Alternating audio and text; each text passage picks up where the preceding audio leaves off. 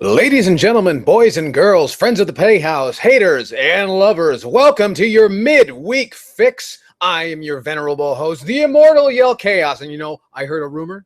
That each and every one of you needs more Yellkaos in your life each and every week, more than you get, regularly. So we're here to oblige. Welcome to your midweek fix. And without wasting any time at all, let's go right into the news, and then we'll get to the other business. I want to talk about something that just popped up just now, just a few minutes ago, and it was something that came on the internet, as you would imagine. Resident Evil 2 remade for we don't know where, but the fine folks over at Capcom, and you notice that I'm using fine folks kind of loosely, but they're trying, they're doing what they can.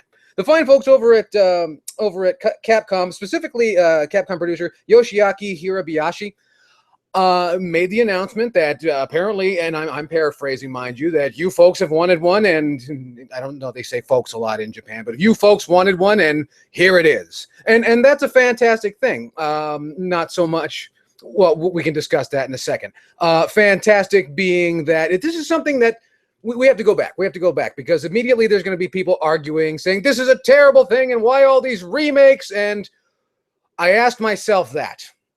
And now I just don't care, because the fact of the matter is, this is something that people have really wanted. I don't know why. Because, well, I guess you could say because Resident Evil, the original Resident Evil, has been remade like twice already, I think, if not more so. And the remake on the GameCube, the Nintendo GameCube, is a very, very much revered remake and software title in its own right. It would be naive of me to ignore that and say why bother with such an old game. But realistically, and at least from my experience, that particular remake did do wonders for the game originally known on the PlayStation as Resident Evil.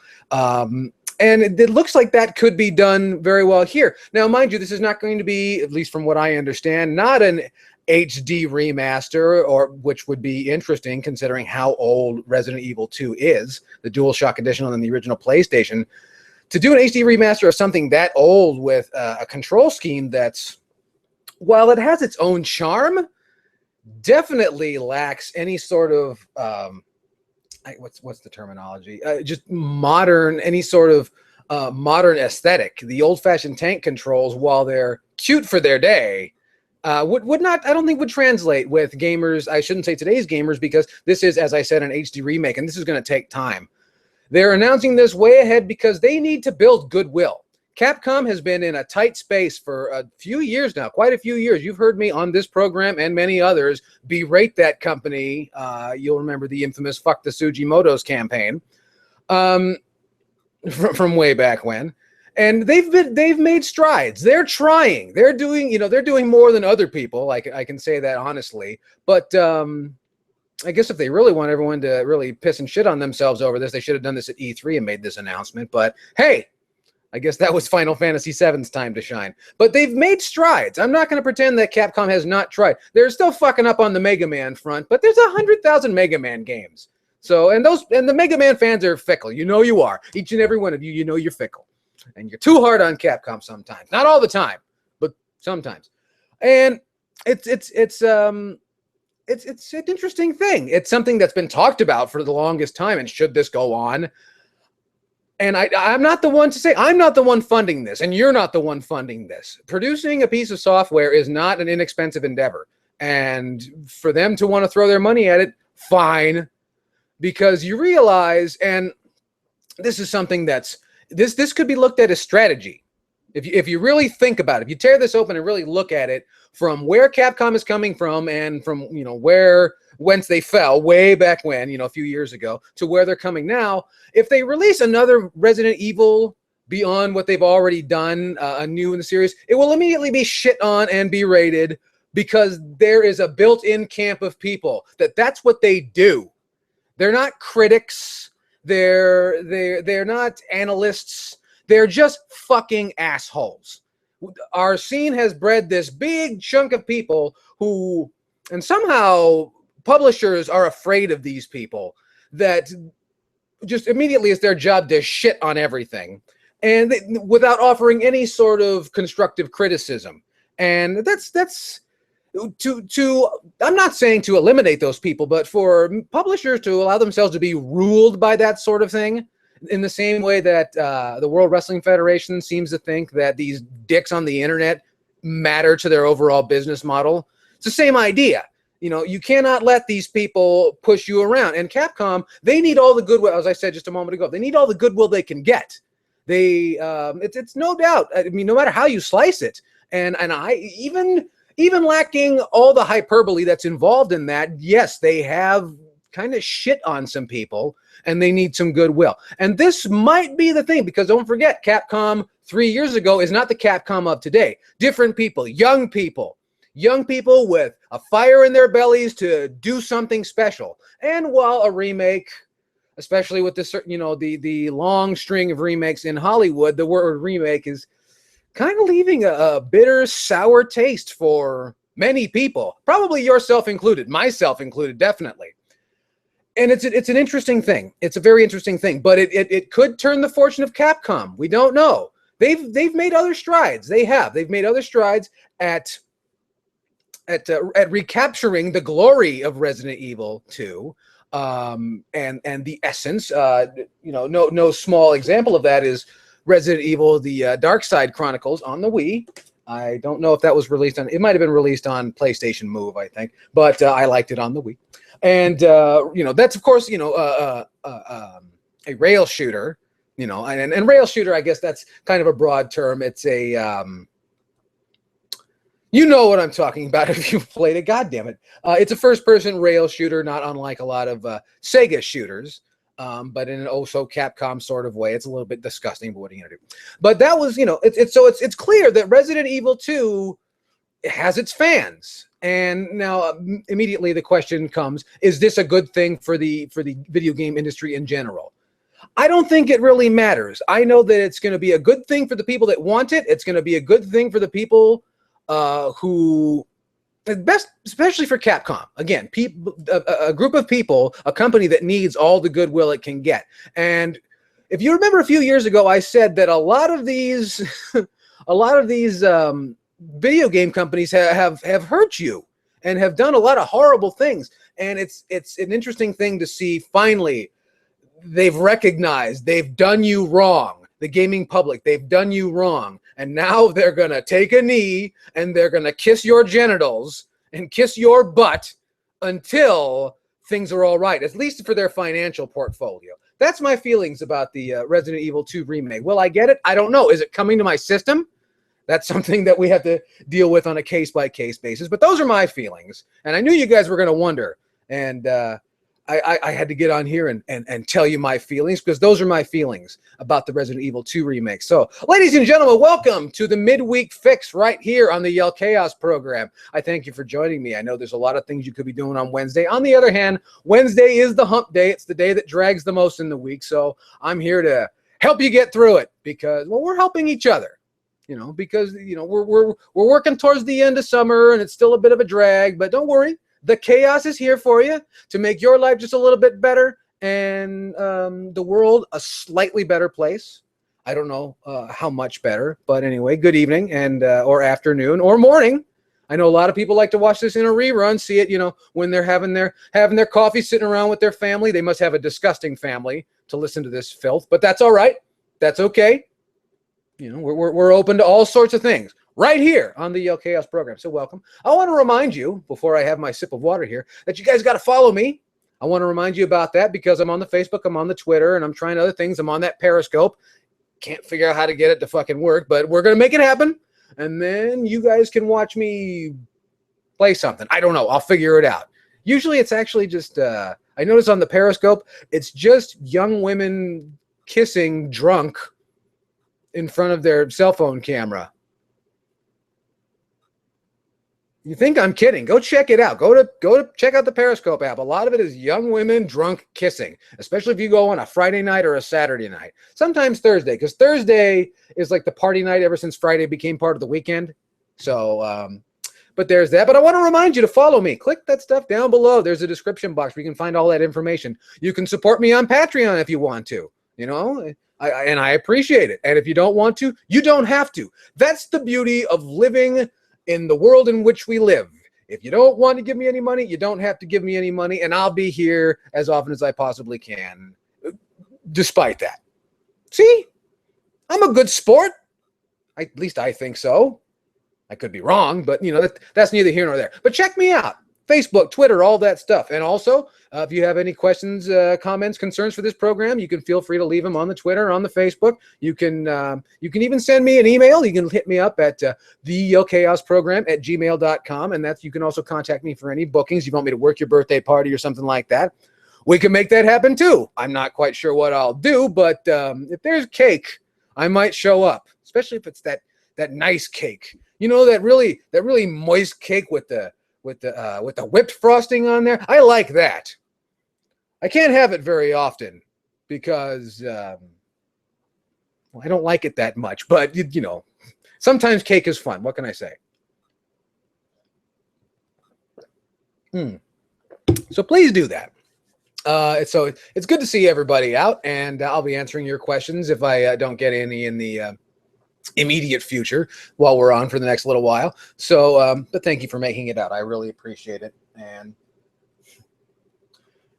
I have to see what Mrs. Yellkaos, she's texting me down here, so I got to make sure that I'm covering all my bases. So anyway, and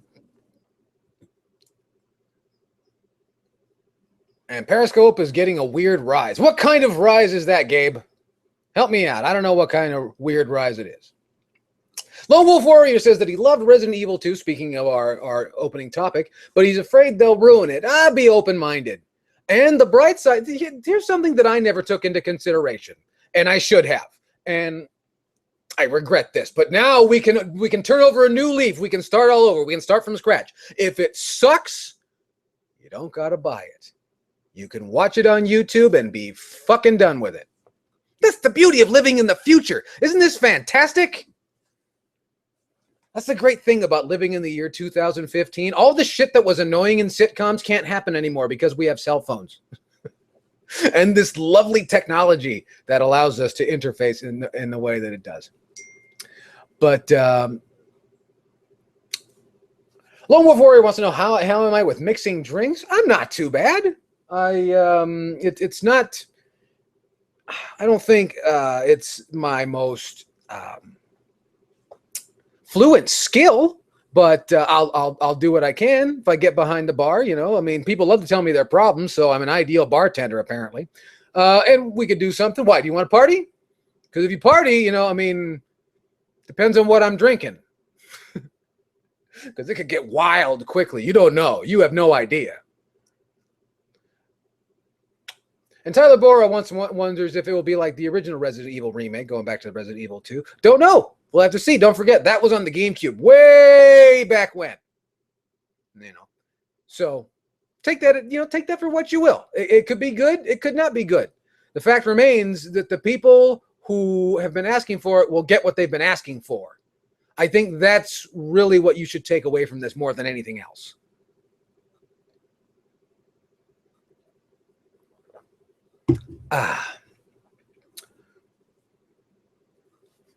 Gabe the Gym wants to know what I would like to see in the Resident Evil 2 remake. Well, I'm of the mind that the first game was kind of pretty decent the way it was, in that it was very corny.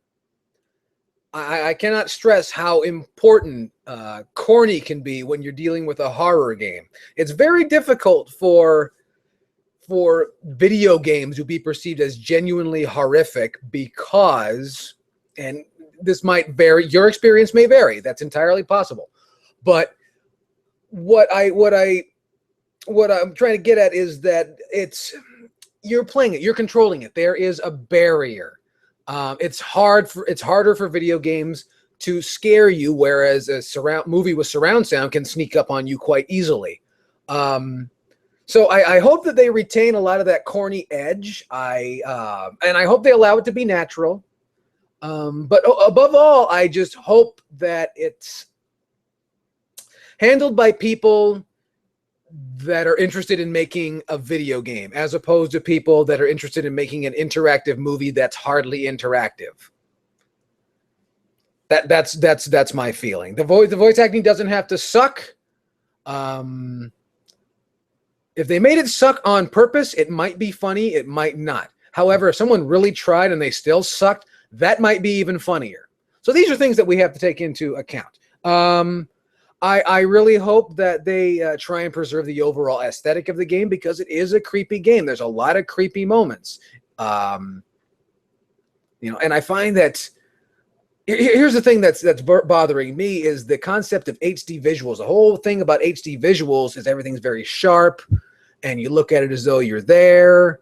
And I think that one thing that helped out the first two Resident Evil games, the first three Resident Evil games, well, actually really anything before, the Xbox 360 and PlayStation 3, was that the graphics were a bit murky, that fog, and that, you found yourself staring into the screen and something would pop up and get you.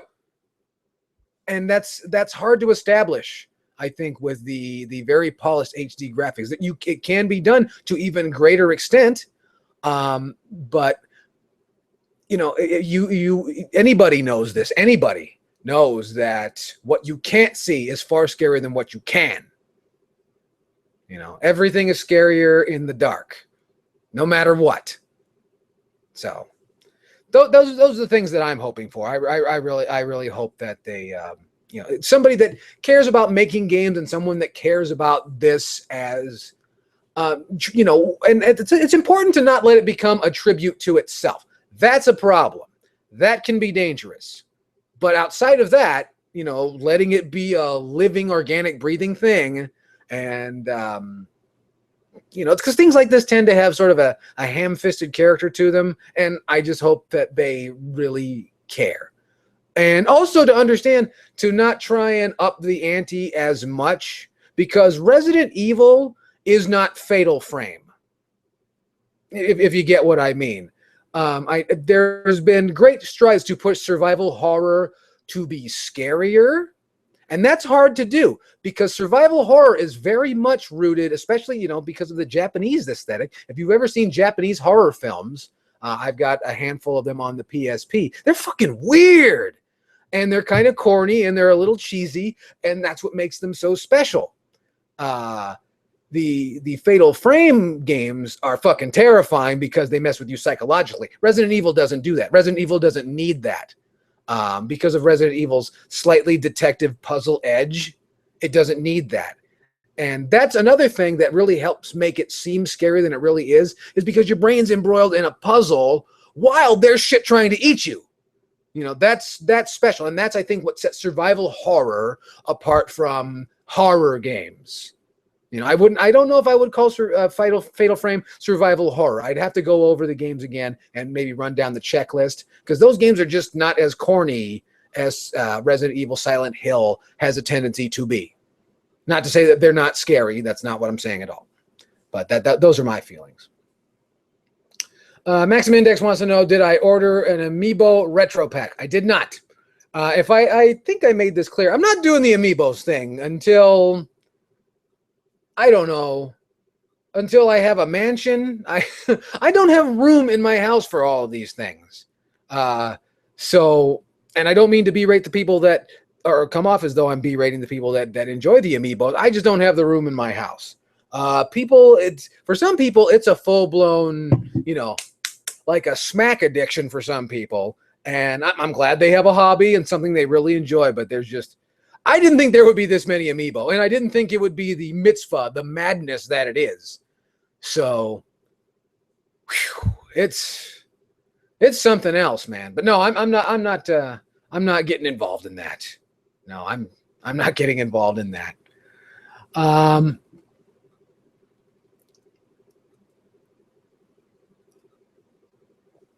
Lone Wolf Warrior says, if you try too hard with horror, you get FNAF. I'm sorry, I don't know what that means. Please clarify.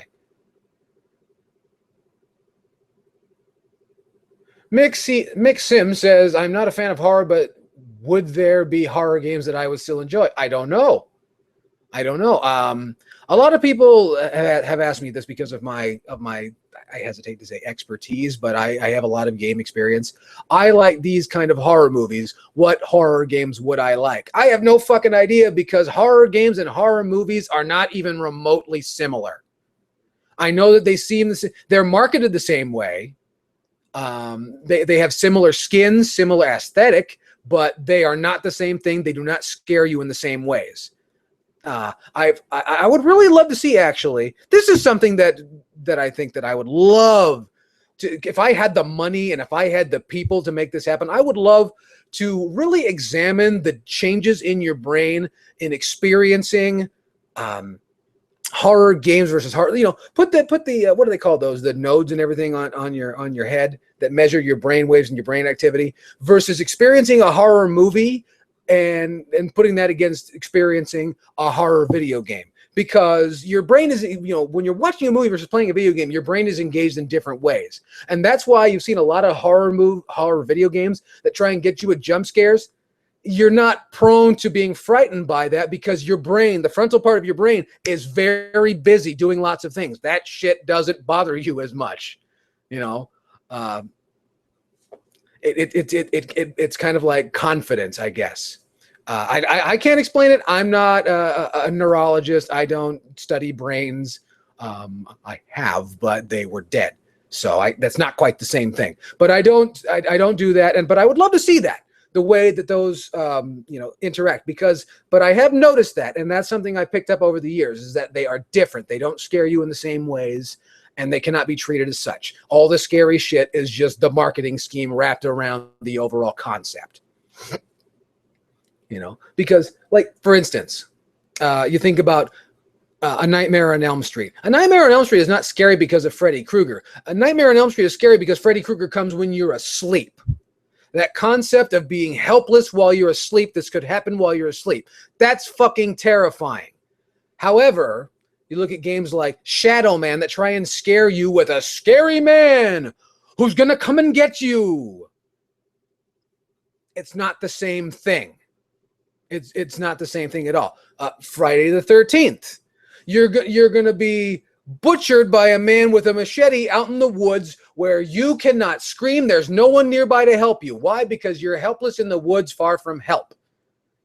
That's why that scares you. The same thing Striding a video game would not scare you, because you're not there. You're not immersed in it in the same way, because you are controlling at least some part of it. So, I didn't mean to get so long-winded there, but I find that fascinating, and I hope you guys too. And if you do, leave a comment down below. That's something that needs to be discussed, is the way that video games influence the brain. I've always been a major advocate of video games as education and as brain exercise. That's something you'll know about me. If I ever end up running for president or higher office, then whatever the hell it is I do here, if I ever become a mayor or a governor of something, I'm going to be a major proponent of video games as part of education, because I honestly believe and firmly believe, and I've seen this through my parents and other people's parents and things like that, that video games, I won't say they help keep you young, but they keep the brain functioning properly. It's not like, I guess it's like when you work on your car. When you change the oil, you're not keeping your car young, but you're giving it the tools it needs to survive. That's the same thing that I feel video games does for your brain. It's not there to keep you young. The whole concept of staying young forever is fucking stupid. That's impossible. This body is a shell and will eventually die. However, if you keep it maintained, you can have a far more fulfilling experience. Video games are exercise for the brain. Anybody that ever tells you anything different, you point them in my direction, and we'll have a talk about that, and I'll show them. Video games are exercise for your brain and will keep you functioning and won't let you be one of these old farts that sits in a fucking mental, or I shouldn't say a mental home, but an old retirement home. And those people didn't exercise their fucking brain, and that's why they're shells. They're just alive bodies. Getting angry suddenly. I didn't mean to. Didn't mean to. I'm terribly sorry. But, I'm sorry, terribly sorry about that. And Never Player One says that I just explained why he's a psych major, or her. I don't know if it's a young man or a young lady. But see, I told you, and not just psychology, but brain health in general. Motor skills, basic motor skills, hand-eye coordination is so incredibly important to make sure you have a fulfilling experience, not only in the short term, but in the long term. These are very important things, and I hope that all of you take that into consideration. That's what I hope to bring to not just, you know, you guys, but also just the gaming scene in general, is just that I try and bring that perspective, because there are other people that have these thoughts but don't say them. I'm here to say them and make sure that we understand things. And I also want you to understand that if you understand the way that things go, you can't be taken in by bullshit and marketing and things like that. Not to say that it's all bad, because sometimes it's fun. Let me see. Tyler Bora says, would you say that the Oculus Rift, I've never experienced the Oculus Rift, so I can't really comment on that, but I understand the concept, lifts that restricted veil that horror games have, I lost it, have with immersion. I don't think the immersion is a visual thing, because when you go see a horror movie, and again, we're talking about aesthetics and mood versus genuine fright and horror and things like that. And when it comes to immersion is about mood. Immersion is about, and music and sound is far more important than visuals when you're establishing mood. Very, very important. Very, very important. For instance, if I showed you a white screen, you'd say this is boring. If I showed you a white screen and there was harp music playing, you'd think I'm going to fade to something kind of heavenly, and you start imagining, oh, there's going to be clouds and something like that. That will help establish the mood for you. And the same thing, I don't think that it's a visual thing. It might help, and I think it might really work for people who are kind of simple-minded. I don't want to say that, you know, there's any stupid people in my audience, but there probably is. Now they're gonna leave. Shit. But I don't think that's really it. I don't think it's the visual thing. I think it's a matter of, you know, you go back to older horror. You know, they didn't even have color, and they established these moods, and there was just this aesthetic, because, you know, like, for instance, is Dr. Frankenstein's castle scary? No. But is fucking lightning behind a castle that's really dark and who knows what the hell's going on in there? That's scary. That's frightening. That, you know, and then that gets that process going. Mood is so important. And I don't think mood so much relies on visual as much as you'd like to think. Think about how, for instance, when you're listening to a good song that for some reason gets the chemicals flowing in your brain that makes you want to exercise or run or whatever it is that you do. You wouldn't do that if it was a Britney Spears song, but Hearts on Fire from the Rocky IV soundtrack comes on, you're gone. It's amazing how sound can build mood and do all these things for you more than visuals can. And that's why I think that more attention needs to be paid in sound design as well. We're all over the map about video games tonight. We really are. We're getting towards the end of the program, though, because, you know, I got to get going, but I want to go over everyone's stuff real quick before I get out of here. And I hope to see you next time right here on the Midweek Fix. And again, I hope you had a great time.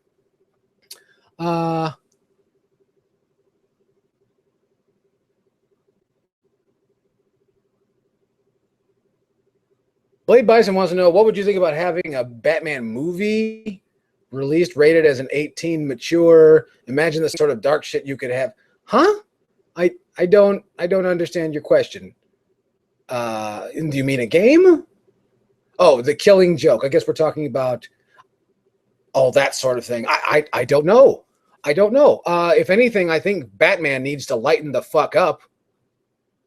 That's right. I said it. Sit there and fucking deal with it. Anyway, ladies and gentlemen, boys and girls, thank you very much for joining us. That's all our time. I hope you guys had a great time, and I hope to see you right here next time on the Yellkaos program. Don't forget to follow me and check out my Patreon and all that stuff. And don't forget to take care of yourselves and take care of each other. And I'll see you next time right here on the Yellkaos program. Bye-bye.